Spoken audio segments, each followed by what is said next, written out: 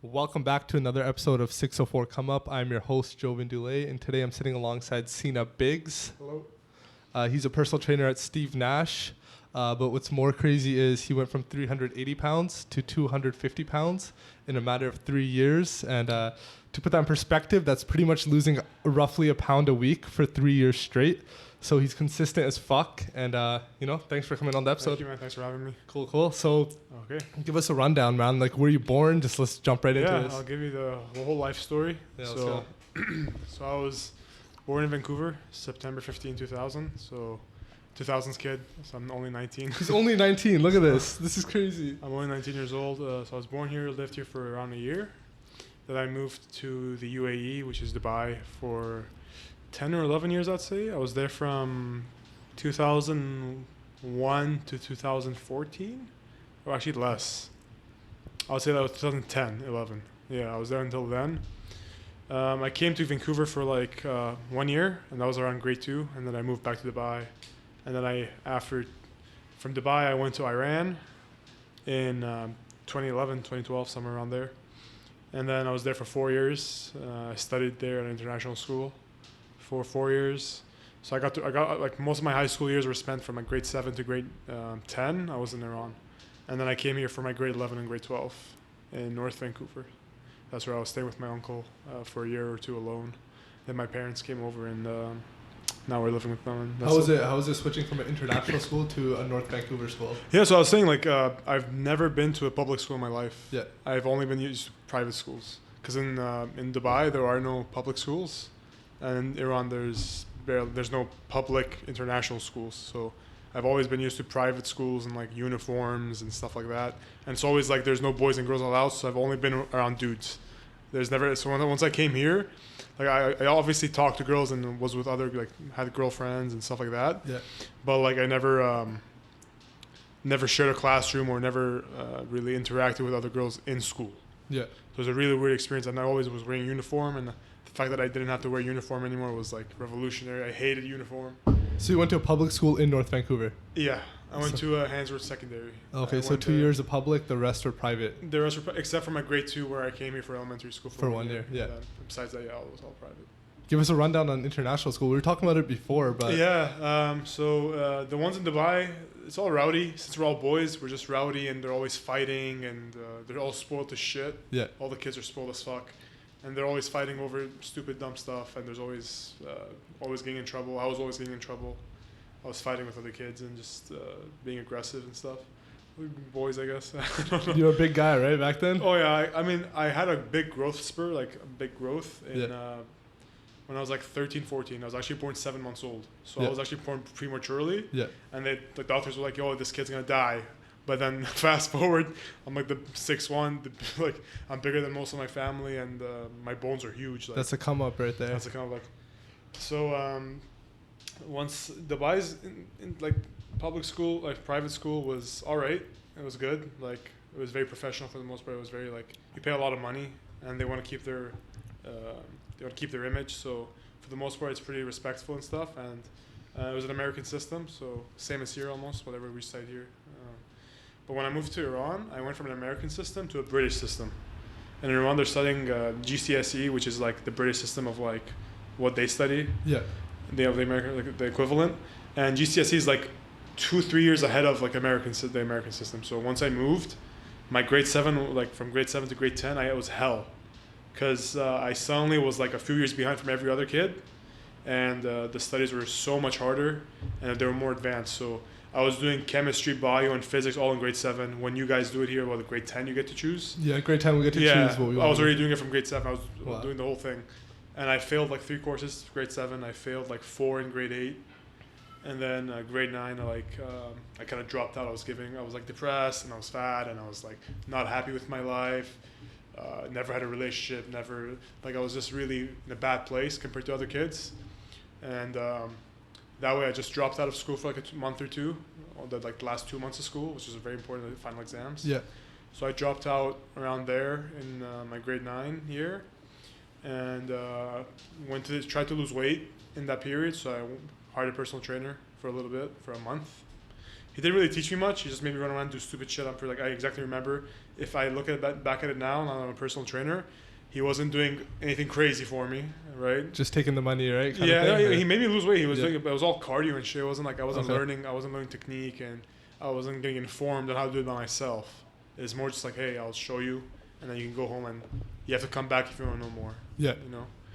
So I lost like 7 kilos, which is 15 pounds, 16 pounds in a matter of a month. That's a lot for a month. It's a lot. Yeah. Well, I was also like 300 something pounds. Yeah. I don't remember how much, but I was like 300 something pounds. And weight drops really easy when you don't eat anything. Most of it's water weight anyways, so you don't lose all of its, not all of its fat. So then after that, I gave up. I kind of gave up on it and decided to go back to school, finish my I couldn't fail my whole grade. I had to do retakes. Yeah. I had 9 retakes to do. Wow. Like over here, you guys get to choose like 8 courses or whatever, how many courses you mandatory courses and then like a few electives. Yeah, that's how it is. But over there, it's like 13 courses and it's all mandatory.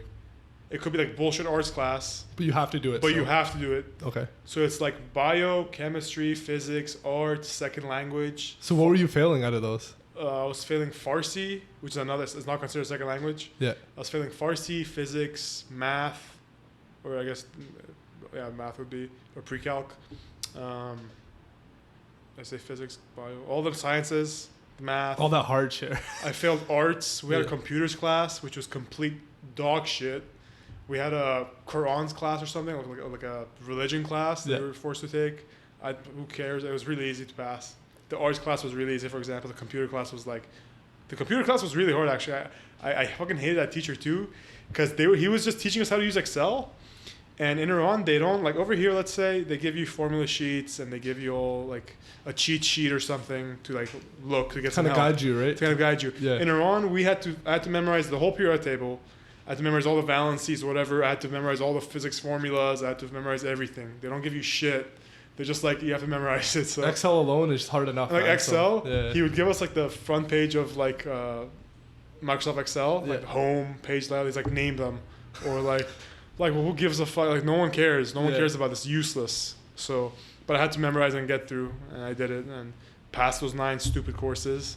And then at that point, another international school had opened up after my grade 9 year. And it was like very new and privatized.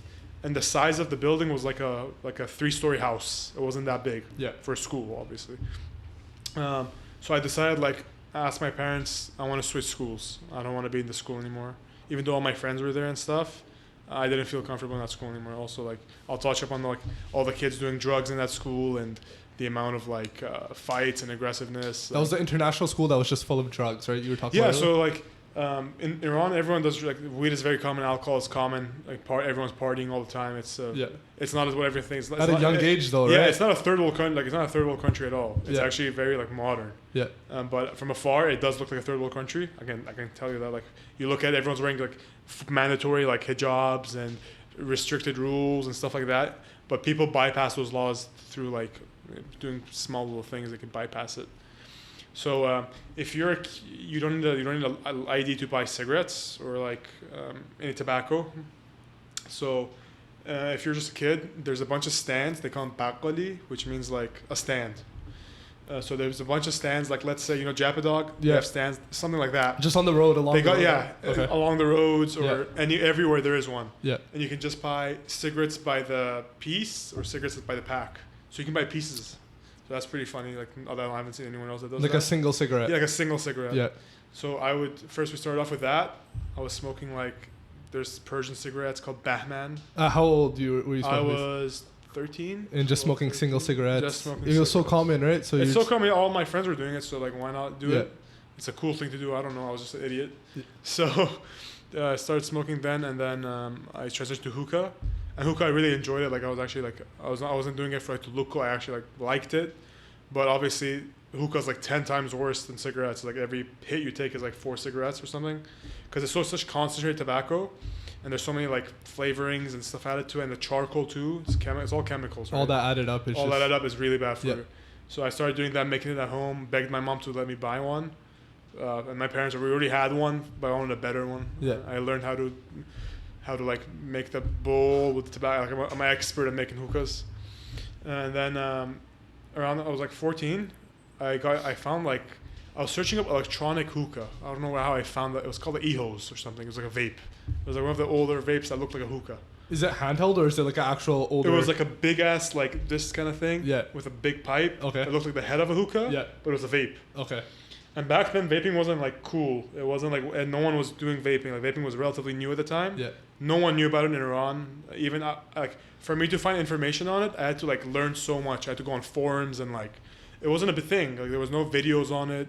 You couldn't find much about it really. Yeah. So I was just really interested in like the tricks aspect, like the people doing rings and like smoke blowing tricks. O's, stuff like that. Yeah, whatever. Right? I was a kid, right? I don't know.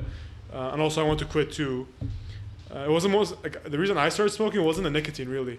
It was mostly I wanted to do tricks. That's about it. That's as cringy as it sounds, right? I just wanted to do tricks. That was only. I loved like the idea that you blow like a huge ass cloud out of your mouth. That was about it. So I was like, let me get into vaping. I want to know more about this. So I researched and did some more research. My buddy joined me on it. We used to smoke hookah together. We'd go to like hookah lounges. There's so many in Iran, bro. You can go anywhere in Iran. And there's a lounge, a hookah lounge. They serve you kebab, sweets, tea. You just sit there for hours, right? For you hours, just enjoy, just hang out, Yeah. smoke.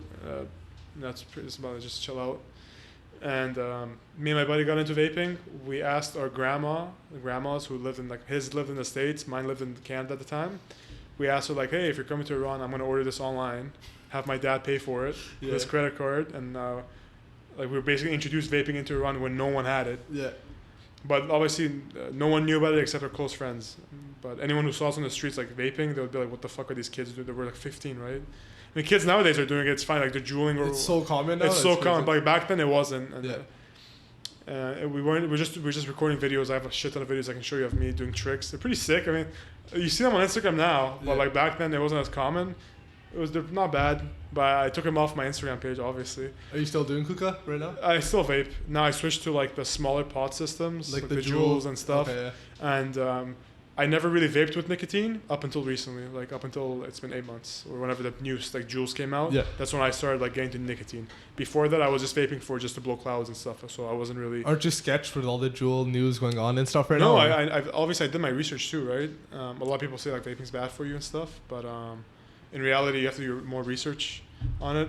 I can talk about it later on, but basically, it's like there was a vitamin in these pods. Vitamin E. Vitamin right? E or A or something. Yeah. And they were in the illegal ones. So these kids who were buying it off the street to get like the THC cartridges that no one sells, they're not a thing unless you're buying like a dab pen or something. Yeah.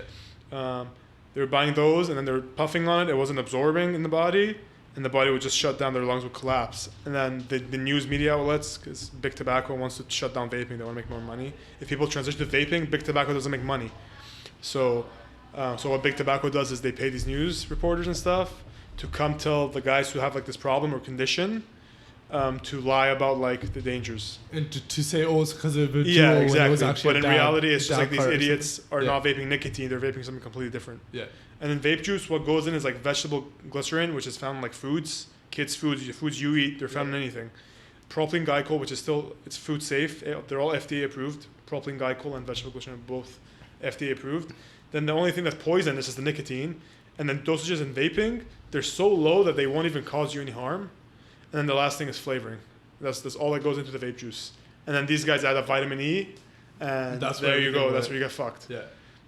So that's why those guys basically trying to take down vaping. And vaping is like standing up for itself, but you can see how everyone gets fooled by the media, right? Yeah. Whether it's sure. politics, whether it's about fitness, whether it's about It's because making money. these big outlets are putting out these stories, so you automatically They want to just make trust money. it, Yeah, you automatically trust it. People but just like read the headline and then they're just like, yeah, I they agree don't with read this. the text or they don't No. look deeper into it. Nothing right? at all. Even me sometimes, I forget to do that. Everyone does that. Yeah. Everyone does that nowadays, Yeah. right? It's so easy, right? It's like, oh, that headline says this, but then you read into it, you're like, okay, I was wrong. And then people have like, you think with the invention of the internet, people would be more informed about these kind of things, but it's like people are less informed now because there's so much false information now, and people don't even care anymore.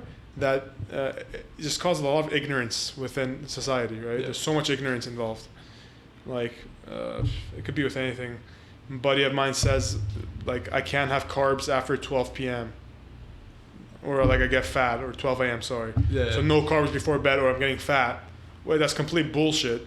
Well, it's like calories in, calories out. That's how you burn calories. That's how you burn fat. It's your energy expenditure versus how much you're taking in. That's how you burn calories, or sorry, fat. And then my buddy's like, oh, I'm not having carbs after 12. And I'm just like, you're just stupid. You're just an idiot. You obviously haven't done your research and you don't know what you're talking about. Yeah, people believe what they want, right? You know Dr. Oz? No, I never heard of him. Dr. Oz, you know? No. You know Dr. Oz? Yeah, he's like some shit ass, like, he's a doctor, but he's not really like a physician. He's like some other kind of doctor.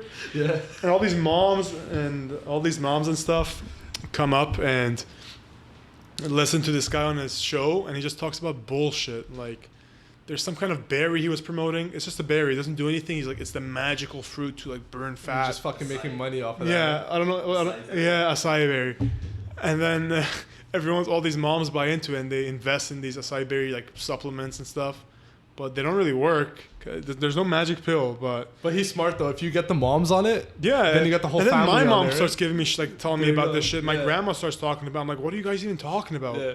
It's bullshit. No, none of it's real. What do you just stop talking to me? I don't want to hear this. It's crazy, man. Too much fuck shit like that goes on, right? Yeah, it's so common. You gotta be careful. It's one of the biggest things. Like, the more you look at it, it's happening all around you. Whether it's billboards, whether it's ads, it's just an agenda is being pushed, and everyone just buys into it, and it's completely fucked. You gotta look into it. No one can think for themselves anymore. Like, Yeah. how many people do you know that are actually like you consider smart or you want to be friends with? Most of them are just like have popular opinions, and they just stick to it because everyone else is agreeing with it. Like, fuck. Like, me myself, I'm not like. I'll give you an example when it comes to politics. I'm more like I lean more conservative. I'm still liberal, but I lean more conservative. If I have like one unpopular opinion on, like, I don't know, whether it's government or taxes, whatever it might be, people are so quick to like shit on you, right? If the tables were turned, right? For example, a conservative shits on a liberal or something like that, they call that guy a fascist. They call him all kinds of names. If a liberal shits on a conservative, he's doing the right thing, because like there's an agenda being pushed when it should be more like everyone has different beliefs, and you got to learn to understand another side and just accept it and tolerate it. Yeah. But no one tolerates anymore. There's no even though everyone says, "Oh, we tolerate this kind of stuff," no one really does. Everyone's gonna personally find like an attack if you disagree with them. People become defensive immediately. They hear something they don't agree with, they're immediately defensive. Yeah, exactly. Rather than kind of taking that in. Okay, that's your POV. This is me. Try to understand. Yeah, try to find common ground. Exactly. Yeah. Doesn't happen. No one does anymore. that anymore. Like, even I forget sometimes. I just hear some idiot saying some stupid shit like this untrue. It just triggers me. Right? Yeah. It just triggers me to no extent. If he just came and talked to me about it, like tell me his actual point of view without trying to trigger me, I'll be fine. I'll talk with him and I'll be friends with him. That's fine. I have many liberal friends. I have many conservative friends. It's fine. But then when you just try to like trigger someone, I used to be that kind of person. Like, I would trigger like snowflakes. Like, if someone had an unpopular opinion, like a popular opinion, I would go against it. Even if I didn't agree with it or disagree with it, I would still go against it, right? Just to see what his reaction. Yeah. But obviously over time, I'm like, okay, there's no point in doing this. It's just being annoying. I'm just like being immature. So jumping back, so you have your permanent residence here in Canada. You're born here. I'm a citizen. Yeah. And then in Dubai as well. How's that work? Are you able to live there as well? So yeah, there's a period where they were kicking out Persians from Dubai. I don't know what it had to do with, like, because Iran's government's not great. It's a fascist country. The government's fascist, so they can do whatever the fuck they want. The citizens don't have any weapons or anything to defend themselves. They have nothing, so they're just forced to take it up the ass, basically. So you can't do much about anything over there in Iran. If the government wants to kill someone, you can't do anything about it. They can get away with it. It's fine. The cops are corrupt. The government's corrupt. In most places, right? Canada, we're lucky to have like even here, like here, there's like a fine line of shit you can say and do. There's not complete freedom, but like U.S. would be like the ideal place where I would say it's the closest thing to freedom of speech and things you can do. I personally want to move to the States. I'm not I'm not a Trump supporter. Like, I agree with some things, I disagree with some things. Who cares? I don't really care. Yeah. I just see America is the number one place where anything is possible. There's so many opportunities all around you to climb up the social scale, like social status. If you want to go from the middle class higher, it's a lot easier than to do it in Vancouver, for example, right? In Vancouver, we have a mixture of a capitalist and socialist kind of government. And most people who are middle class stay middle class. It's really hard to climb up from that middle class. And with the taxes you pay and a lot of regulations. There's a lot of regulations. Yeah, it's not that free. Shit. It's not as free as you might think. Like you gotta have one or the other. Either everyone's equally poor, or there's unequal amounts of wealth. And Vancouver is like a mixture of both. I don't know how to explain it. It's like middle class stays middle class. Then we got super poor people. Then we got super rich people, and that's about it. There's a lot of people that will just flex too. Like they'll buy like all high-end clothing just to put on that front. You know, I got a friend who does that exactly. He does that. But that's just like you gotta respect their opinion, their choice of things exactly, too, right? You can't really hate on it. That's how they want to live. You gotta let them live. And like one other thing is one thing I don't like about like Canada's government is they don't put their people first. That's the thing that bothers me so much. Is like in America, like what I see is the government puts the people first. So people who are there are put first, and then immigrants or anyone else wants to come in. See, you just saying that right now, there's gonna be so many people like, oh, you're wrong. Yeah, right? like my parents were immigrants too, right? Yeah. So my parents were immigrants, and my dad trying to get his ass here. It took him like so many years, and he had to bust his ass to get a visa to come here, right? And he actually had education. He had something to offer to the country. He had an education, an actual career he could start, something he could add. Benefit society, right? So the economy, obviously that's what the government looks for. But nowadays, so I have so this is from what I've heard from people who work in the government. I won't say their names or anything. It's just people I know who work for the government. He was telling me like people will come here, claim refugee status, Persian people, right? So Persians from people from Iran. So I'm completely against this. I'm just saying like this is how easy it is. Okay. They would come here somehow, smuggle themselves in. Either I don't know how the fuck they would do it. Honestly, they would come here, then they would toss away any form of ID or passport, and claim refugee status. And Canada's government is like so tolerable, and like they want to accept immigrants, they want to help refugees, whatever they want to help people get to the country. These guys would just get refugee status, meaning they can go anywhere, do anything, and in Canada they can go whenever they want, and do whatever they want. And that's it. They just got into Canada. There's a lot of loopholes, man. Yeah, exactly. There's a lot of loopholes. People find it and abuse the fuck out of exactly. the loopholes. And then Canada doesn't do anything about it. Yeah. And that's what bothers me so much is because one of the reasons that Canada's rent prices are so fucking high is because immigrants are coming in. Like, I don't care if they're good or bad immigrants. Good for them that they're coming. I'm glad that they're getting a better quality of life. Like if you can actually get your ass here, somehow smuggle yourself. Respect. Honestly, yeah. I would do the same. Let's be honest. That's how I think of it as well. Yeah, I would do the same. But I wouldn't want. I would want to make it less, if anything, because as a citizen, it affects me. The reason rent prices are so high is because immigrants come in. They're paying cash. Yep. God knows how they got their money. Persians. In Iran, the government's corrupt. People can steal money, and the government wouldn't do shit about it. So half these Persian people who are rich, they're stole from the government or they've stole from people, and they've fled the country. Or Chinese people who come in, they probably make a shit ton of money in China, or they get it legally or illegally. No one knows. You can't tell. But then, if they want to buy a house cash, they can just do it. There's foreign buyer tax now, but that's not really stopping them. It's not that much to affect them at that level, right? My buddy was trying to buy a house.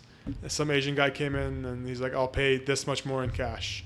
And there you go, the price just went up. And what does a working man do at that point, right? Yeah, what does the middle class do? What do they do? Out of your ass and shit, right? Yeah, what do they do? And then that's what bothers me is like, I don't mind. I would love to help other people get into Canada. That's like, it's ideal, right? Canada's a good place to live. Quality of life is good. But if it's at the risk of Canadians actually getting affected by it to this margin, it's not really fair, is it, right? It's not. But at the same time, it's not fair to them. They should get a better quality of life. Why shouldn't they deserve a better quality of life, right? There's so many different ways. Exactly. It's tough, yeah. Yeah, you can't be ignorant and be like, oh, fuck those guys. I don't care. I care about myself and be selfish. Because if you were in those shoes too, you'd probably do the same thing. Yeah, exactly. Right? If you had the same. But I think there should be like a set limit to how many people we accept. I'm pretty sure there is. I don't know the exact number. But there should be more regulations on how you get into Canada, what you're offering the country as a person trying to become a citizen, and what you're doing for the country. Right? Not saying I'm doing anything crazy. Half the Canadians probably aren't doing anything insane. Kind of like what you were saying with locals in Dubai, how that works. Like if their previous generations have offered something to Dubai, then they're considered. We have a privilege, right? I have a privilege being here. And I don't want to abuse my privilege, but also I don't want it to be used against me, right? To say like, oh, you're so privileged that you get to live it, why shouldn't anyone else have it? It's like, okay, sure, like I have it, great for me, But times have changed. Populations are rising. Economy can't survive like this. And that's just how it is. There's not much you can do about it. It is what it is. Let's get into the lifting now. Why'd you start lifting? What motivated you? I've been obese my whole life. My highest weight was 380 pounds. So like literally since you were a kid, you just always been... Yeah, my mom's a very giving person. She would spoil me basically. Like she would spoil me with food because that was made me happy. That was what I wanted. That's what made me happy. Yeah. Shut me up or whatever it might be. So all I was doing is eating. And in Dubai, we have all the fast foods, bro. Like Shake Shack, you were saying? We have all the American branches. We got all the Canadian branches. We got Asian branches. We got restaurants from all over the world, and they're all 10 times better. For some fucking reason, they're 10 times better than whatever it is here. McDonald's here is crap compared to the stuff in Dubai. Dubai has the best fast food, no doubt. And they say it's 100% halal. Bro, it means like the way they cut the meat is like they first the blood drain and then they consume the meat. Okay. Over here they don't do that. Yeah. Unless you're buying halal meat or something. But in Dubai everything has to be done like that. Even the fast food is... Even the fast food has to be 100% halal. Okay. There's no pork, right? You can't buy pork, by the way, in Dubai. It's illegal. I don't even eat pork, but like just letting you know, if you ever go to Dubai, you can't buy pork. I'm pretty sure you can probably find it somewhere. But legally you cannot legally, buy it. I don't think you can buy it. From what I remember, you can buy it from grocery stores. But everything there tastes amazing. They have their own signature stuff. Like they have this chicken sandwich called like Grand Chicken Royale, bro. It was my favorite. It's like a sandwich this big, like 2 times the size of a Big Mac. Yeah. Tasty, and it's just gourmet. It looks fancy. So all that fast food caught up. You're 380 pounds. I don't know how much I was. I was like 240 pounds when I left Dubai. Yeah. When I went to Iran. Now Iran's food is like amazing. Like Persian so that just even fucking added. Persian cuisine is amazing, and Persian fast food's pretty good too. They got their shit straight. Like that's some good stuff. Better than here by far. Yeah. In Iran we don't have McDonald's or anything, but we have other like Persian branches, right? Kebab or whatever you want to have. So I was eating that. I kept on eating. Got depressed. I had ADHD, like a lot of ADHD and a lot of mental problems. Just trying to deal through that. Depression. I never had a girlfriend. I was like all my friend groups, like they all had girlfriends. They all were in a couple. My self-esteem was so down from how fat I was that I was like, I don't deserve to be with anyone. And you were young as fuck too. Yeah, I was only like... Right? Going through this? Yeah, I was only like 14, 15. At 15, almost going to 16, I was 380 pounds. Wow. 6'1". And so I actually had gastric bypass surgery. So what this does is it's a stomach surgery where they bypass the stomach. Most digestion occurs in the intestines rather than the stomach, but food still gets digested in the stomach. I think that's how it works. I don't exactly know. Yeah, I was looking into it. I saw it on the website. So. I was just, I had that surgery. So it was a weight loss surgery. So okay. You could say I cheated. You can say whatever you want to say. It doesn't matter. I lost majority of the weight. Not really. I was still fat when I came here. So June 2016, I got the surgery. And how much weight would you say you lost after the surgery? Just roughly. Roughly. So let's say I came here October 2016 to Vancouver. So from June 2016 to now, to October 2016, I was probably still like 300 pounds when I came here. Yeah. Yeah. So pictures of I just want to clarify that for anyone that would I was still fat. Think, that this guy just lost all his weight from, just the surgery. Right now I can eat as much as I did before, by the way. Like right now I'm at a point where I can binge. Yeah. I still have some habits sometimes. It's really hard to keep it down. Like it's a big mental thing. Yeah. But even now I can easily get back to where I was. So you went to 300 pounds then in October 2016? 300 pounds, and then October 2016 I came here. Yeah. I continued to lose the weight. And I couldn't really eat much because I just had the surgery. When you have a surgery, you can't eat much. It's like your stomach's small. Over time, it's kind of stretched out. And October 2016, I'm here. I went to school, Handsworth Secondary. And then December of 2016, there was a Fit for Less. So it's made by a gym called Good Life. Good Life gyms make it. You've seen a Fit for Less. Yeah, I've had one right from the house. Yeah. So that opened up. It was in Capilano Mall in North Van. That just opened up. I was bored out of my mind. I never studied ever. I was just playing video games and barely eating. My metabolism was really screwed up because you can't eat much. And imagine eating nothing for like a long duration of time. I would not get hungry anymore. I would never crave anything. It kind of turned off all the signals to binge. Yeah. Even if I wanted to binge, I couldn't binge because there's no room. I would just throw up if I tried. So I decided to go to the gym. I was bored. Every day after school, I would just go to the gym, not knowing what I was doing. Fit for Less was just opened up. It was $180 a year. Cheap. Yeah. It was just a 20-minute bus from school. So I just started doing that and didn't know what I was doing, obviously. Were you watching YouTube videos? Yeah, like, I was watching stuff like that. There's right? so many YouTube. There's so many bad information too. So finding good information was pretty difficult. Even now, it's difficult to find good Who are information. your main guys? Well, back Omar then. Yusuf. Okay. I would say it was a big inspiration. Helped me out a lot. Athlete Next, very popular. He's the most popular guy in the fitness industry. For sure. Who else? There's a number of people. Eric the Electric. He does food challenges, but he does some fitness stuff too. So when did you take it seriously then? Where you're okay, I'm gonna start. I was always going in with trying to get results. Yeah. But I never knew I could go this far. Yeah. I was just doing it. I didn't really care. Over time, I was always slouched. I was like this, and I had a pelvic tilt, and I wasn't like ever active, right? Well, none of the muscles in my body were ever active. I never did sports. I never did anything crazy like that. I did like some Muay Thai when I was younger for like a month or two, but that's about it. Like I never really did any sports. I didn't really do anything. Yeah. So all these muscles are inactive, and I'm tight as fuck. My back's tight, my hips are tight, everything's tight. I can't even do a bodyweight squat. I can't even bend over. So I had to first learn how to stretch. Once I learned, meanwhile stretching, I'll use the machines because those restrict you from bad form. They stop you almost from having bad form, so you can't go wrong. Went on Reddit, saw like a program called Push Pull Legs program, where it's just like back and bicep day, then it's chest, triceps, shoulders, traps if you're optional, and then leg day. You repeat this 6 times. Yeah. Initially, I was trying to get stronger and bigger, but mostly stronger, so I did like 5x5s and less machines. And I just kept going every day after school, every day, 1 day breaks. My friends would ask me, where are you going? The gym. What are you doing? The gym. Social life, I wasn't really good with the kids when I came here. I wasn't used to them.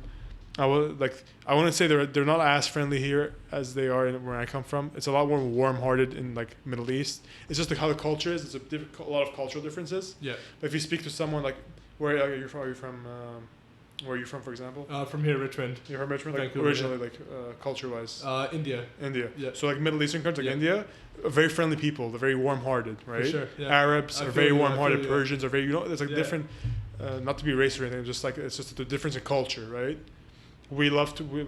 Persians are very generous. If you come to Iran, they treat you with so much respect. They want to give you something. They want to offer you something. They want to make sure you're welcome, right? Here there's cliques, right? You gotta, Here there's cliques. Everyone clicks with their exactly. Yeah. So when I went to high school, everyone's cliquey. So I never really I made my own clique almost with some Persian guys I met.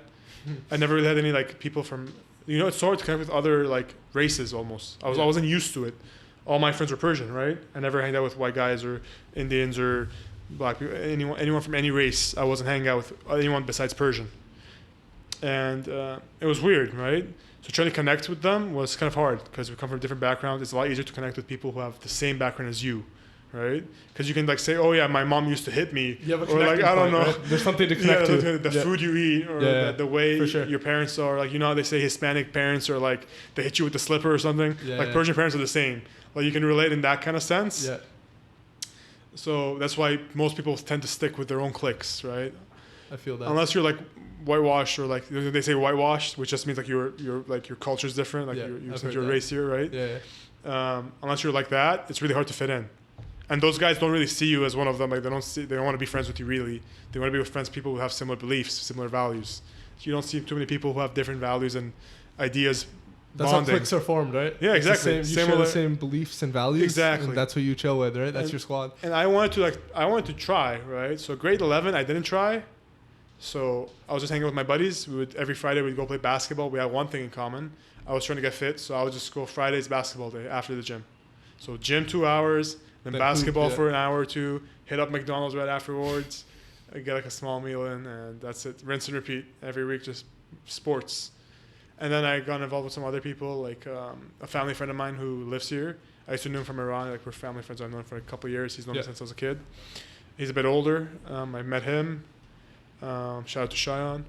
That guy is a beast. I love him. I had started hanging out with him. He's like 24, 25 years old, something like that at the time when I met him. We started hanging out. His friends are a bit older than me, but I find him, I click a lot.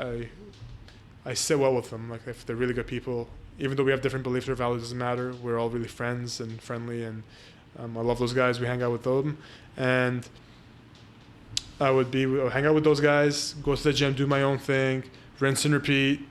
It got to a point like after a year, I wore a tank top to school one day because I had to go to the gym after. I wasn't even thinking anything about it because I didn't think of anything of it, right? Yeah.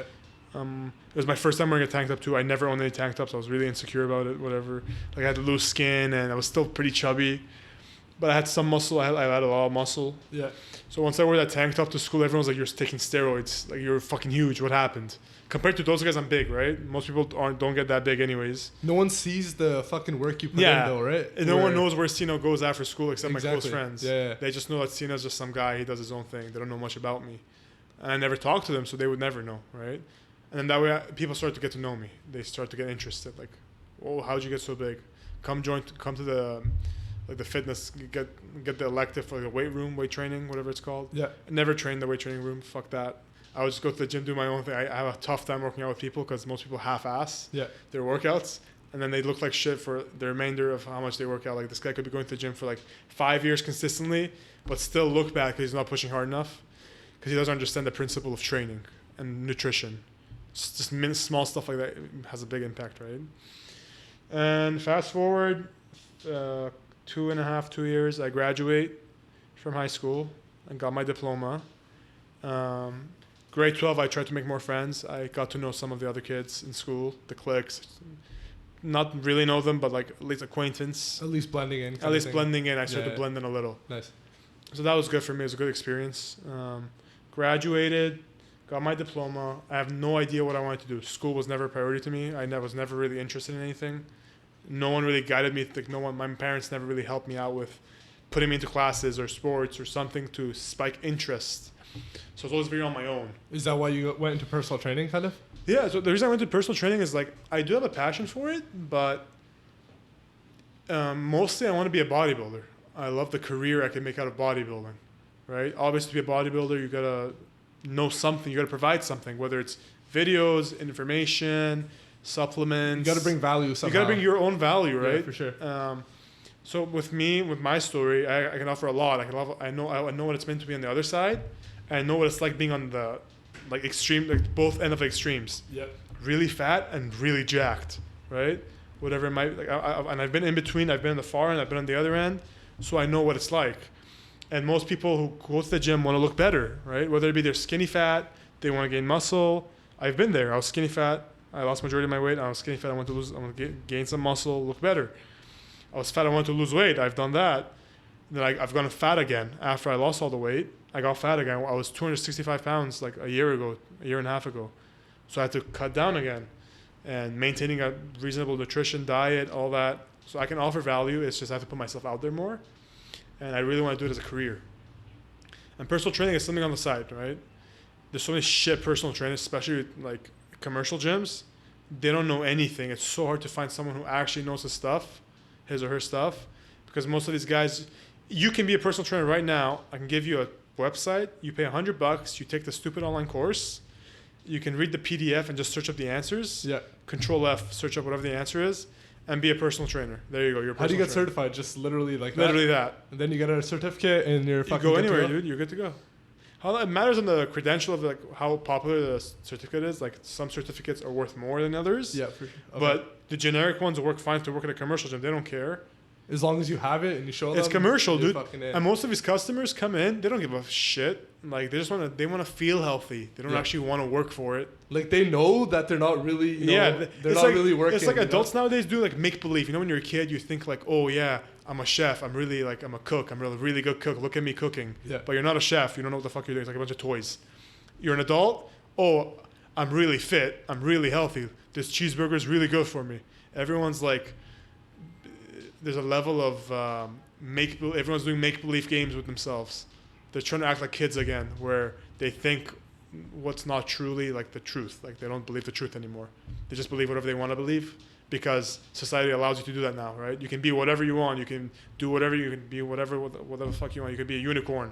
I don't know, dude. I'm against it. Like you could be gender X. Yeah, whatever X, Y, Z. Want, it's right? fine. I don't give a shit. Do you, but don't associate yourself with me. Don't I don't. You have your own. Do whatever you want. Associate however you like. If I want to talk to you or be friends with you or whatever, I will. If I don't, you can't blame me. It is. I'm not gonna shove my opinion down your face. You shouldn't either. But I feel like that's not the case at all. Are you personal training just strictly at Steve Nash, or are you doing your own thing too on the side? Like, The only thing as soon as you start working for Steve Nash, Okay. you cannot do that on the other side. Like, so only Steve Nash. so it's only Steve Nash Okay. right now. Yeah. But like I do have some family members that I want to help out, and they can't come to Steve Nash because the membership's too expensive or whatever it might be. Also, they have to buy a membership and then they get access to and you. then you get access to me. Okay. So I do some of it on the side, but it's only for people really close to me. I don't do it for. Yeah. I'm not gonna be pulling people out the gym. That just goes against my morals. I can't do that. Like I'm a very honest, genuine guy. I don't like. Would you ever switch over to the more independent side? I did do the independent side for a little bit. Yeah. I wasn't getting any clients.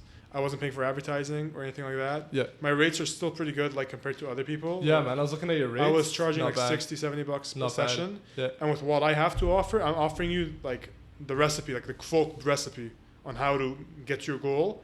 And I'm going to be the most effective compared to whatever else you're going to get. It can be more, I can't make it more effective in that hour you spend. Unless you get 2 hours of training.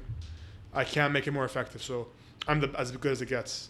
Right? There's all these bodybuilders you see, for example, they don't train any different than I do.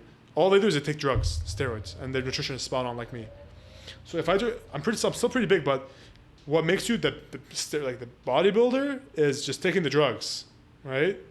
I'm not doing anything different than those guys. I'm doing the same exact thing.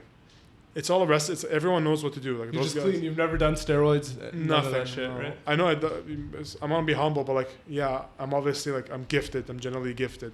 Not everyone is so big or so muscular. The muscle insertions. I'm weighing 220 pounds right now, and most bodybuilders, those huge ass guys you see, their competition weight is 215 pounds at 6'1". And they've been roiding for years, and they're huge. They're a lot bigger than me for sure.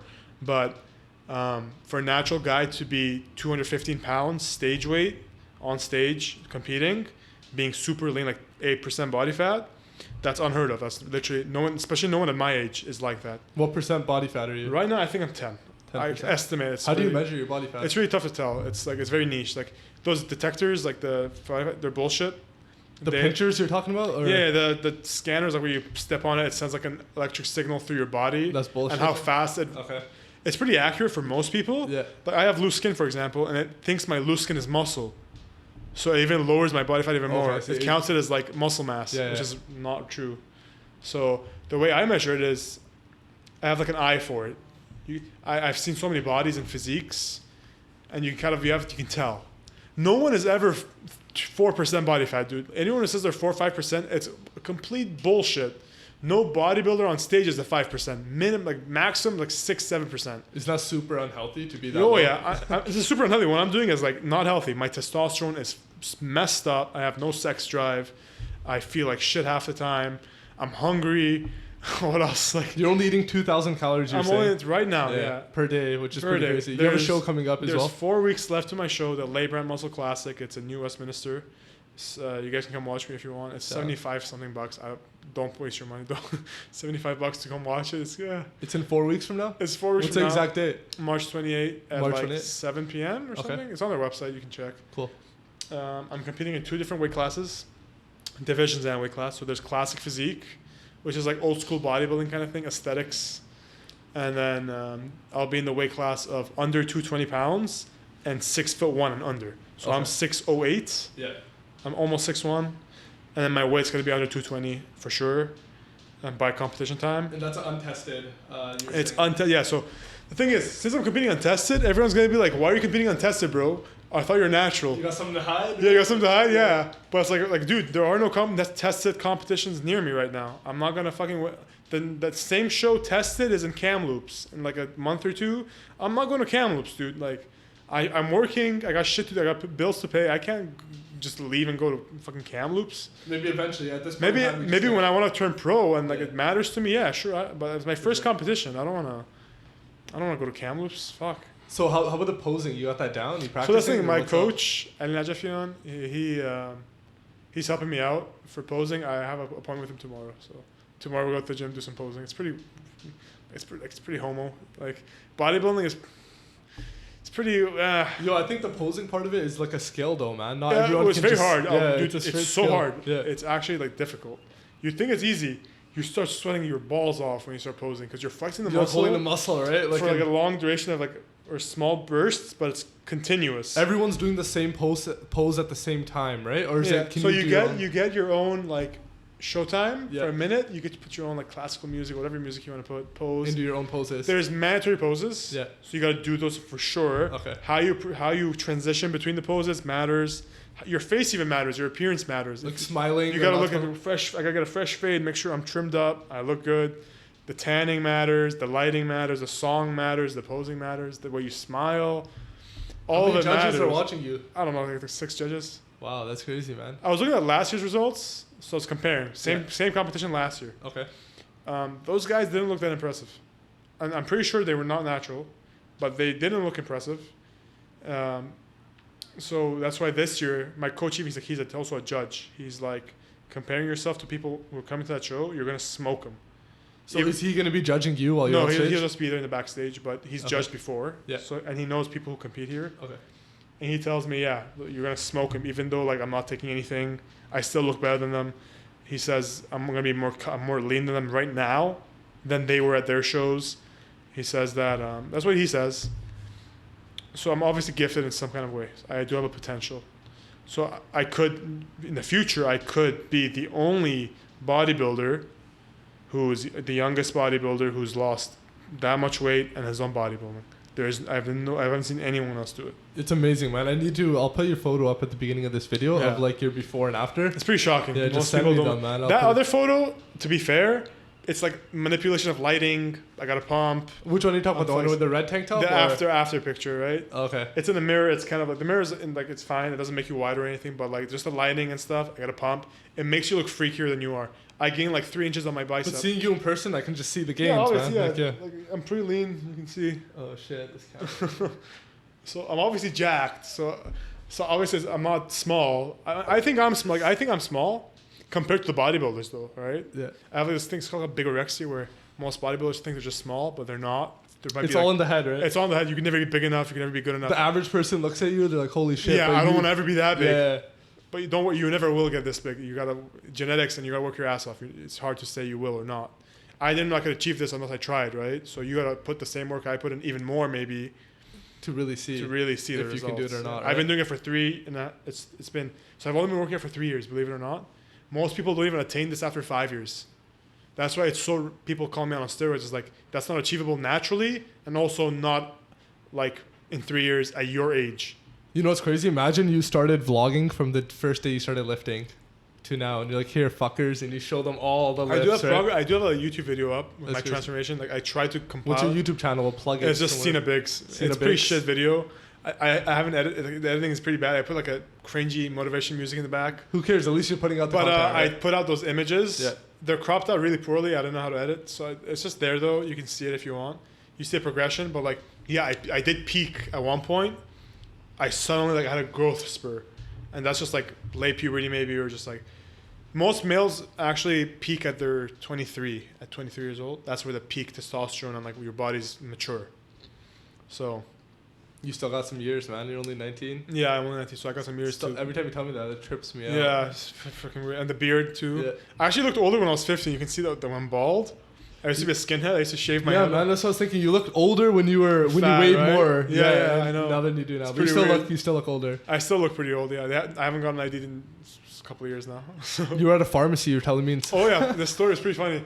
I went to a pharmacy like a year ago. I didn't look as old as I do now, but I went to a pharmacy just trying to get antibiotics for like a little allergy I had. The doctor prescribed me. So I go in. It's like a Walmart pharmacy. I'm like, hey man, you're the Persian guy. I start talking to him, get to know him a little bit, be friendly and stuff, whatever. We speak Persian. We both speak Persian. It's pretty easy to get along. I'm like, yeah, man, this is my prescription. He's like, oh, are you getting this for your son? I'm like, what? I'm like, no, man. Obviously, I'm not. Why would I be getting it for my son, right? Yeah. And that point, it just hit me. I was like, shit, I actually look old as fuck. I can't imagine how much older I can look when I'm 23. So I'll have to wait and see until then. Yeah, I feel like you'll still, maybe the beard will just come in more or something, Yeah, right? Like it'll just be my beard's longer still or something. patchy. I haven't attached yet. Yeah, so- everyone has a flaw in their beard, right? Yeah, in the past year, I've I feel like I've hit puberty or something, or even later puberty, because my beard started growing out a lot more in the past few months, like 6 months. Yeah. My beard's been growing a lot more. My muscles have become a lot more mature. My body, my voice has become a bit different. So I think I have a lot of Potential. growth to do. I see it, man. I see it Yeah. in you. You're motivated. You're confident. You got a lot. My goal in life is to just. I want to make money doing what I love, a passion of mine. My passion is bodybuilding, and also powerlifting. I love powerlifting. I'm going to be competing in powerlifting too after my bodybuilding show with my buddy. He's a powerlifter, or aspiring powerlifters, and that's just like lifting heavy ass weights, squat, bench, deadlift, 1 rep max. We're coaching ourselves because we know a bunch. We have a lot of experience powerlifting. I don't know enough. I need to know more, which is why I'm competing. So bodybuilding is why I'm competing, is because I don't know everything. Why do you think I got a coach? I know the diet down to like a single-digit body fat percentage, sure, but for a bodybuilding show, there's a lot more that goes into it. There's sodium manipulation, carb manipulation, water manipulation. It's pretty weird. Even stuff. the poses, like The we were talking poses, exactly. The music, tanning, everything, the music, right? all that. What you gotta wear, what you gotta do, all that you don't know until you talk to someone who's done it. Yeah. So I'm learning more, and I want a place in the industry, and I want my own place. I want to offer what others don't, because the fitness industry is fucked. You go on Instagram, it's just like booty pics and fake naturals. They say they're natural, but it's pretty obvious. Like at a certain point, you can tell the guy's taking something. Like at a certain point, it's like this guy's too big. No one, even the best, like me, I sometimes doubt that I'm natural, right? And I'm this big. If there's someone bigger than me, what are the chances of them being natural? Honestly, very slim. There's I'm like, the genetic pool to be that big, like naturally, like the bodybuilding big, is like 99% of the 99% of the population will never achieve it. There's a 1%, 1 in a million guy who has the god genetics, and he can get that. And those are the guys who become like best bodybuilders in the world, are those guys. So most of these guys who say they're natural are not, and they try to promote their programs and I'm coaching. excited, man. I'm excited to see like I don't know how to do it though. where you're gonna be in a year, 2 years. Yeah, I wanna. So there's a month left to my show. 4 weeks. It'll be 4 weeks left to my show in like 2 days or so. Yep. So March 28th. 4 weeks is 28 days. Whatever. I want to vlog it or something. It's pretty boring though. All I do literally is eat the same exact meals, 4 times a day. I usually tell these people like, I think you just find it boring because you do it every day, right? But to an average person like myself, for example, if I see those vlogs, I'll be really interested. Exactly. Right? You're like, so just why put it are you out doing there. this? Yeah, Why just see, put it like- out there, man. Yeah, so I might just like Yeah. record my morning before I go to work, what I'm doing at work, what I'm doing for training, Why not, right? Yeah, my posing and stuff like that. Grab one of these, man. What's this? It's like a mic. I'll let you borrow this too if you want. You just put it on your shirt. Oh, you interesting. must have seen these. Yeah, I know these. They're Yeah, like yeah. $30, man. You just plug it into your phone and it records audio. Really? Yeah, so you don't need to worry about being too close or too far from your phone. It'll still pick up the audio. Oh, fuck. Just throw one of those on. Is it aux? AUX? Yeah, pretty much. Yeah, it goes into. You have an iPhone or? I have a Samsung. Doesn't have any AUX. Perfect. Yeah, it goes into Samsung. Yeah, Samsung and iPhone. There's just pretty an sick. adapter with it, and Yeah. then you just record your whole day with that. Interesting. Yeah, sure. Are you sure? Go ahead, you can borrow it, man. Yeah, just hit me up when you need it. A few days before I'll Yeah, give for it to you. sure. I'll think about it. Yeah, thank you. But that's what I'm doing right now, and I wanna. That's why I just wanna help people out, do what I'm doing, and give them the proper information and affordable. Half these guys charge up the ass, like. Personal training is pretty expensive. Most guys charge $100, $120 a session. You'll eventually get there once you have that People big know me, clientele. exactly, Then right? then you have People the have power to fucking charge whatever you And want. obviously, Right? it gets to a point where like you can't have that many clients Yeah. and make a living. You need, you know what I mean. You have to up your prices after a certain point. Unless you hire a team of people that you trust and know that they're I like have them you. and pay them to do. They're Yeah, like exactly. you. Then you can add them to the team, right? Exactly. Otherwise, you're on your own for the most part. And it's a tough job, dude. It's like half these person like right now I'm in the industry, right? I'm a commercial gym. I'm working at a commercial gym. These guys barely get any rest. They're working 10 hours a day. They're hustling us because clients come and go. They don't stay. Yeah. Very little of them stay. Very few people are gonna pay that much for personal training and stay with you, and be that motivated. They'll Right. fall off after a week or two. Yeah, right? they might fall off Whatever it is. after they get you 10 sessions. They Yeah. last like 3 weeks, and they're like, "Fuck this, I can't do it anymore." So I want to build more like-minded people like myself and give them my knowledge, almost give them a life. I'm a life coach more than, inside the gym. I'm not only coaching you on how to go to the gym, but how to live that lifestyle, and also how it affects you outside of the gym. Like, I said the biggest growth I had mentally was from the gym. It taught me hard work. It taught me discipline. It taught me passion. It taught me everything. It taught me all of these. I never had these things. I never had discipline. How do you think I got to 380 pounds? My parents were divorced, so I grew up like without my father being around too often. He was there. Not saying he wasn't, but like I don't remember the times where he taught me something, or taught me how to be a man, taught me hard work, taught me perseverance. He was never really there. So I was raised by a single mom. Basically, once they divorced, I was raised by a single mom. So I grew up spoiled, little brat. I was given everything I wanted. Never worked for anything. Never taught. Never given a passion. Never given a direction. Usually the dad does that, right? The dad is more the guy who gives you responsibility, teaches you how to be responsible, how to be a man, right? That's what the gym did for you. That's what the gym did for me. Yeah. And also my uncle. I lived with my uncle for a year alone when I came here. My parents couldn't come yet. So grade 11, I was in my uncle's basement for a year, living off my own. I was in the basement, right? I wasn't bothering my uncle or anything.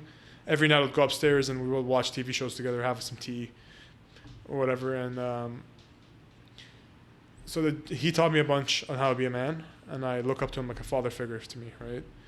And then a lot of people online in the industry taught me were like a father. They were that father figure for mentor me. figures. Like, Jordan Peterson, for example. Yeah. I listened to a lot of him. Yeah. He was that father figure a bit for me for a little while, teaching me how to cope with depression, how to get your life together, how to have a focus.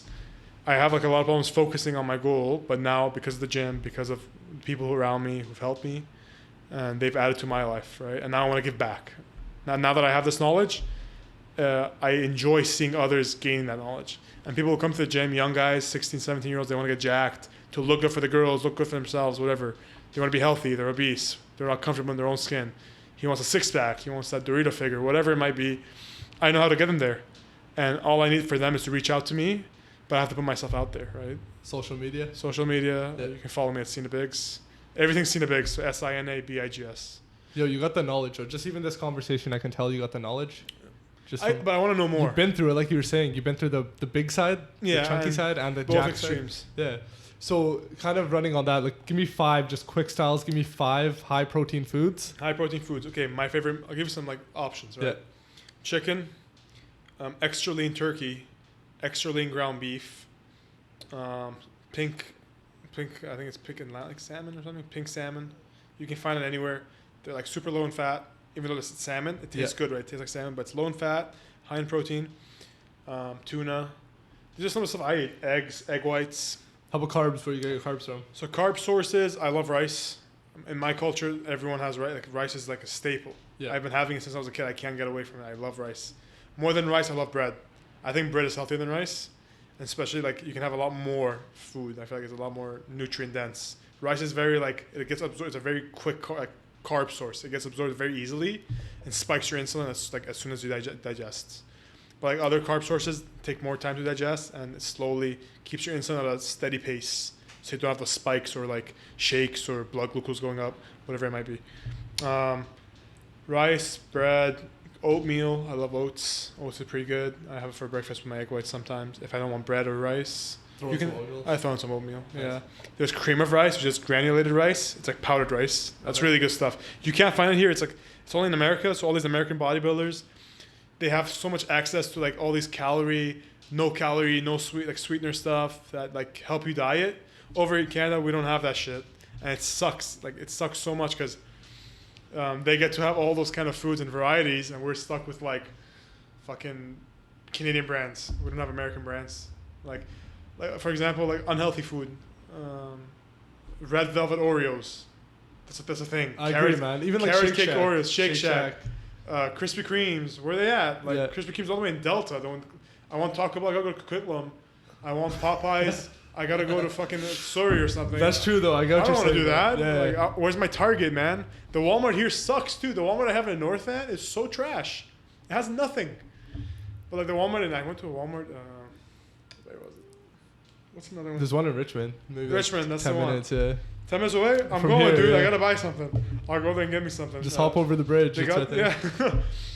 That one had so much variety. It was a bigger store, but like it's brand new. Yeah, it's pretty much brand new. It was really nice. Look around I had so much variety, like no sugar stuff, diet stuff, cheap prices.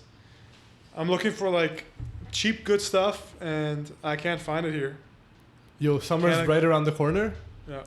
Besides the food and stuff, someone wants to get into the gym. Yeah.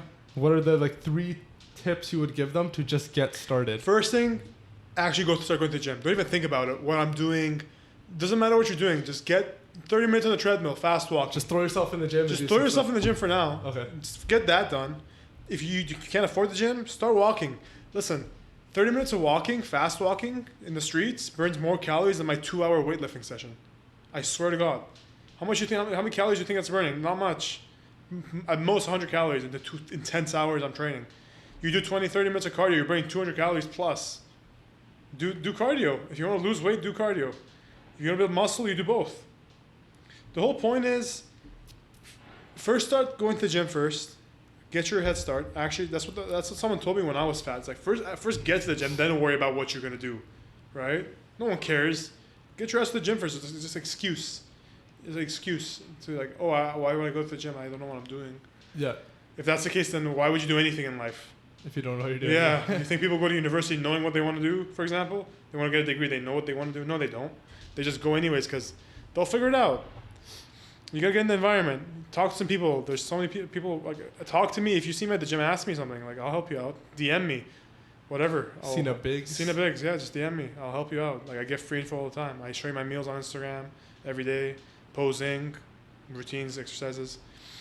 Next up, nutrition. Learn how to calculate macros. There's so many guides online. So many bad ones, so many good ones. I might make one myself, honestly, just to make sure people don't get the wrong information. I'll just make a video myself maybe on how to calculate calories. The way you lose fat and body weight and be healthy is, so your body burns calories, whether it's to pump blood throughout the body, keep your brain function going, moving around, whatever. It takes energy. Calories is energy. Now, the more your activity is, the more you need to eat to sustain that body.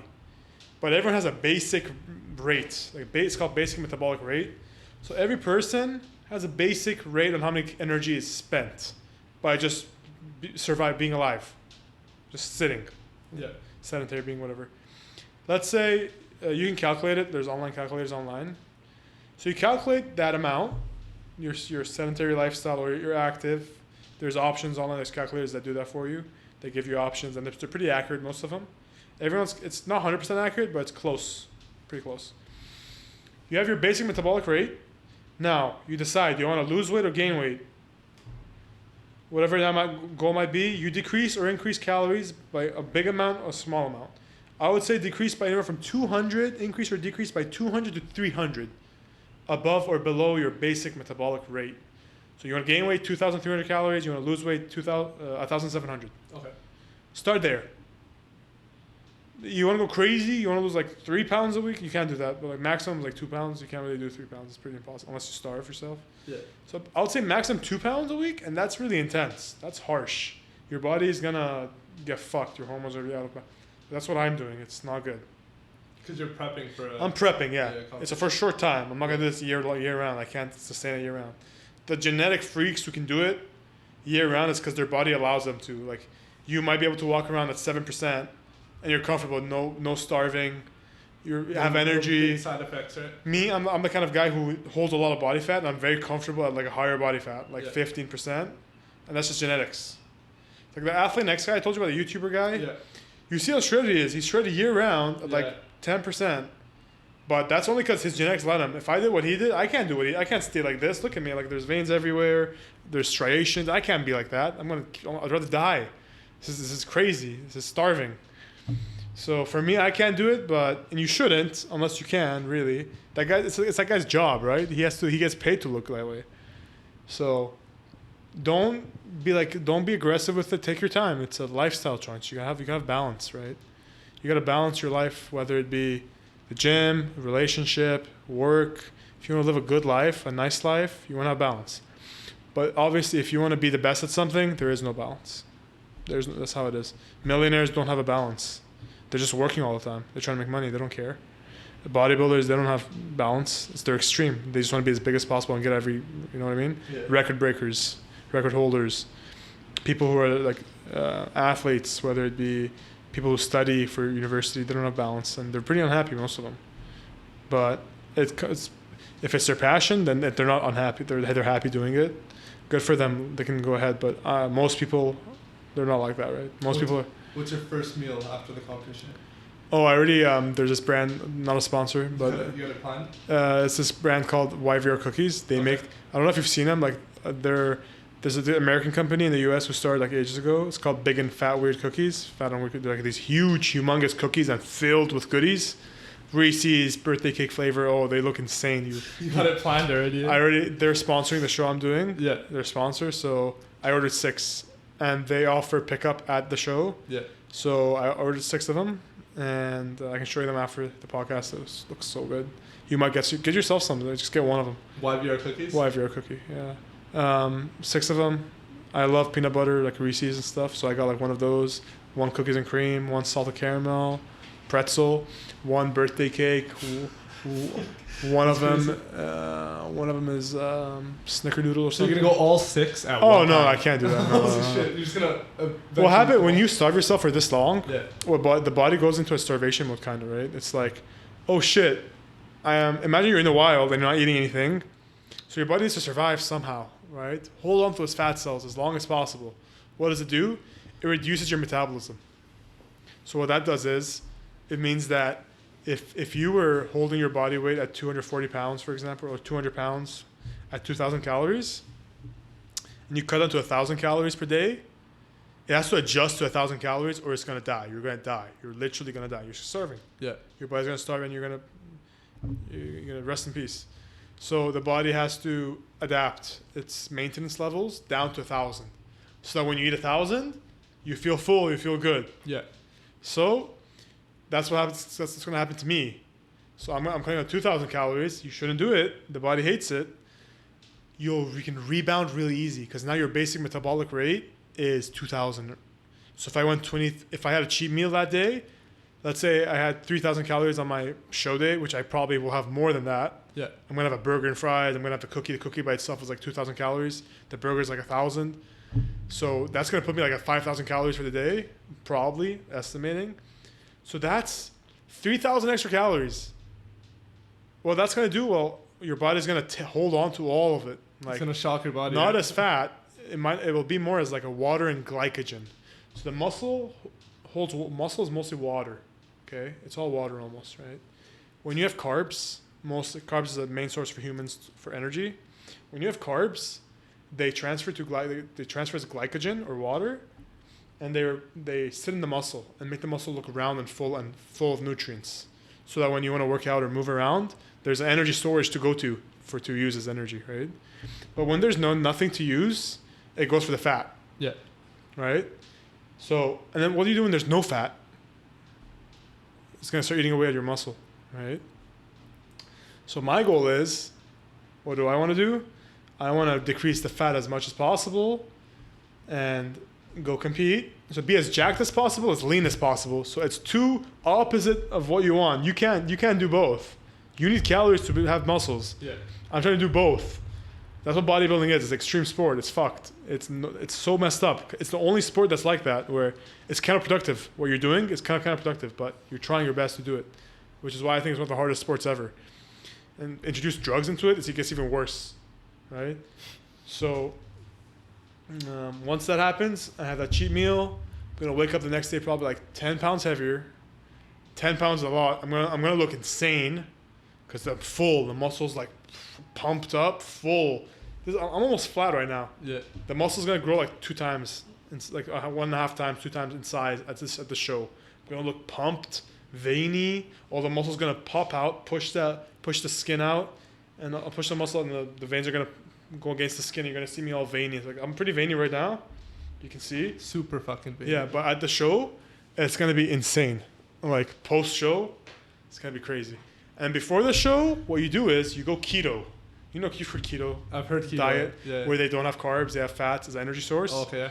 Transitioning from keto, going from carbs to keto, It's pretty hard. The body uses carbs as the main source. So you're taking away carbs now, and now it has to use something else as a source of energy, right? If carbs is the main source, it goes to naturally humans use carbs the best, efficiently. Yeah. Then you're doing fats. Now, it'll take some time till your body adjusts. So what's going to happen?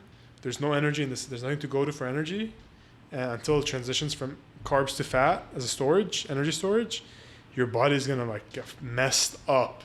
No energy. You're going to feel crappy headache, all kinds of problems. But once that's over, some people do better on keto. Great for them. Most people won't. Person to person, right? It depends. Yeah. If you're someone who doesn't like rice and bread, you'd rather have fatty stuff, go right at it. There's steaks and cheese and stuff, and eggs with cheese, eggs and butter and avocado, and that's all you're having day in, day out. You like that? Go ahead. Good for you. Most people will not do it. Like, everyone loves their Twinkies and their cakes and ice creams. The sweets. There are like alternative options out there nowadays, like keto alternatives, but it's still not there yet. It's a new thing relatively. Yeah. But I'm gonna be doing keto like probably last 2 days of my show because I want to make sure I have nothing in my system. Once that happens, the body's gonna be available for a lot of carbs. It's gonna be like, give me any carbs, give me carbs right now. I need it. I feel flat. I feel weak. I'm gonna look super like skinny and anorexic basically, but I'm gonna be veiny and I'm super lean. And then I'm gonna introduce the carbs like a few hours before my show. The body's gonna absorb it all like straight sugar. That's the fastest acting carb is sugar. I digest like this. So I'm gonna have a bunch of chocolates and stuff before my show. Once that happens, the muscle's gonna gather it up, put all that water into the muscle. It's gonna pop out. All the veins are gonna come. I'm gonna be on stage posing. Be fucking pumped. And that's where you look insane. Yeah. You'll never look that good in your life. I probably never will look this good at show day. Hopefully I don't mess things up and my coach knows what he's doing. I should be the best I can possibly. I'm gonna try my best to be the best on stage. If someone's there better than me, he takes roids, his nutrition's better than me, his training is better, whatever he does, he's just better than me. Good for him. He wins. But I think I can win. I think I got it. Yeah. Even with the loose skin, even with all that, I think I can. That's a part of it, though, right? Yeah. That's like the story of. Yeah. You just gotta give it your all with anything. If you're gonna do it, don't half-ass it ever. I never do anything half-ass. I just don't do it. If I'm gonna do something, I do it all the way, or I just don't do it. Simple as that. What's the point of wasting your time? Straight up, like, let's be honest, right? Like, if you were to do this podcast, you were doing it full time, like you're trying your best with whatever else you have going on, but. If you half-ass it, it's not going to go anywhere. And you kind of know you're half-assing it too. Yeah, you know it. Like, you just lie to yourself, right? Yeah. Oh, I'm trying so hard, but you're not. Yeah. You know you're not. 100%. Unless someone comes and calls you out on it, right? Like a close friend of yours, like, hey man, you're slacking off, buddy. Yeah. Your girlfriend tells you. You need that sometimes though, right? Oh yeah. It sets you straight. I like it. I want it. Yeah. Like right now, I recently got into my first relationship too after I lost all the weight. I'm secure now. I felt more comfortable with myself and I have a lot of confidence. I decided to open up and try to get a girlfriend and have a love life of sorts of relation.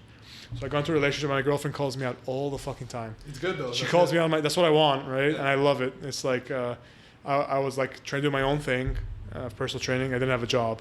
I lived with my mom and my sister, and she's helping with the majority of the rent. So I didn't have a job for a month or two, trying to do my own thing. But I wasn't advertising. I wasn't making videos. I wasn't doing anything. I was just trying my best to talk to people around me in the gym. That's not enough, right? Nowadays, you need to be present on social media. Then my girlfriend's like trying to record me at the gym. She's trying to give me ideas, and she sees me half-assing it. She gets pissed off, and rightfully so. I agree with her. If she was half-assing something, yeah, I'd shit on her. Call her out, right? Yeah, I would. And I love that. That's really good. And my friends call me out on it. It's great. It's like I like to surround myself with those kind of people who are honest and brutally honest. That's the way I am, and that's why the way I want others to be is like. You guys all share that energy, then, you know? Yeah. It just spreads. It attracts people too. Let's be honest. Like, when I see someone else like that, it attracts me. And when someone else sees me this honest, you want to go reach out to them, right? Yeah, you're like, dude, I want to be like you. Like, you're inspiring me. Whatever. I want to be just like you. Like, you got something good going on. So, that's the way I do things. At least. Well, before we wrap up here, like, is there anything you like to leave on the podcast, on the table, or where can people reach you if they're interested? Yeah, my website's sinabigs.ca, Instagram sinabigs, Facebook is Bigs Training and Coaching. That's my company name kind of thing, Bigs Training and Coaching. I offer online coaching programs, personal training. Hit me up. Meal plans too. Meal plans. I'll try to keep everyone updated on my Instagram. Cool. I'm going to be competing soon. You guys can come out and see it if you want. This is my story. That's about it. This is who I am. If you enjoy my life and my story, come watch me on my journey. Awesome. March 28th? March 28th. And it's going to be crazy. Powerlifting is going to be after that. So you get to see two sides of the sport. Powerlifting is on a different end. It's all about strength and how much you can lift. Yeah. This was all about like it's a beauty pageant. So it's like whoever looks the best. The physique. Right? There's other ones like no one gives a fuck how you look. How much weight can you lift? That's all it is. That's all it is. No one cares. Yeah. It's not even about the form either, right? No, the form matters. No. It's pretty strict on form. That's a good thing about it. So they'll judge you based on your form? Oh, yeah. Okay. It's really strict on form. So if you lift way more than someone else, but your form's fucked up, you won't get as much credit. There's rules. Yeah. Okay. Like in the bench press, if you just move the bar, but you don't actually perform the movement after moving it, it's disqualified. Damn. And you got 3 attempts, and to do it, it's pretty strict. You got to wear a singlet, like a wrestler singlet kind of thing. And it's pretty intense, and you're pushing your body to your limits. Like that's like intense. Well, I'm excited, man. Yeah, I'm excited for the show. I'm gonna be posting everything. Thanks for coming by. Thanks looking so forward to your much. vlog. It was awesome. Thanks for the invite. Man. I appreciate you reaching out, and yeah, that's it. Awesome. Let's get a photo here. I'll put it on the Instagram. Yeah. Do a little flex for us, man.